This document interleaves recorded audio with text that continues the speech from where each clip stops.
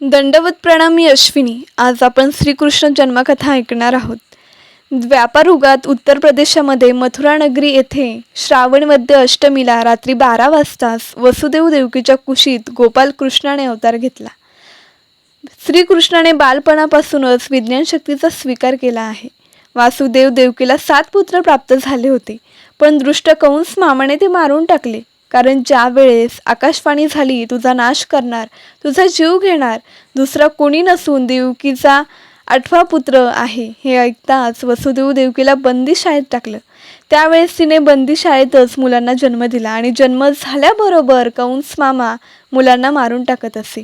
पण आकाशवाणी झाल्याप्रमाणे 8वा मुलगा जन्माला आला आणि आश्चर्य घडलं. सैनिकांना गाढ झोपी लागल्या आणि श्रीकृष्णांना वासुदेवाने टोपलीत घेतलं व गोकुळाकडे जाण्यास निघाले. तेव्हा दरवाजाला कुलपा लावल्या होत्या. त्या कुलपांना बाळकृष्णाचा पाय लागता क्षणी आपोआप कुलूप गळून पडले. बंदीखान्याचे सर्व द्वार आपोआप उघडायला लागले. पुढे यमुनेपर्यंत पोहोचतात क्षणी पाहतात तर काय, यमुना तुडुंब भरलेली होती. यमुनेला पूर आलेला पाहून वासुदेव न घाबरता यमुनेत उतरले. जसे जसे चालत आहेत तसे तसे पाण्यामध्ये ते बुडत होते. त्यांच्या डोक्यापर्यंत पाणी येणार तेव्हा बालकृष्णाने आपले श्रीचरण टोपलीच्या बाहेर काढलं तर काय आश्चर्य झालं. सर्व पाणी ओसरले आणि वरून पाण्याचा वर्षाव गोपालकृष्णाच्या अंगावर पडत होता. तेव्हा शेषशय्याने व छत्र धारण केले. पाण्याच्या रूपात यमुनेने देवाचे दर्शन घेतले व छत्राचे निमित्त करून शेषशय्याने बालकृष्णाने दर्शन घेतले.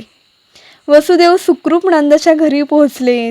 तेथे यशोदे मातेला पण मुलगी झाली होती. वसुदेवाने गोपालकृष्णाला तेथे ठेवले व मुलीला टोपलीत घेऊन परत मथुरेला पोहोचले. पोहोचताच क्षणी दरवाजे बंद झाले, कुलपे लागले आणि मुलगी जोराने रडायला लागली.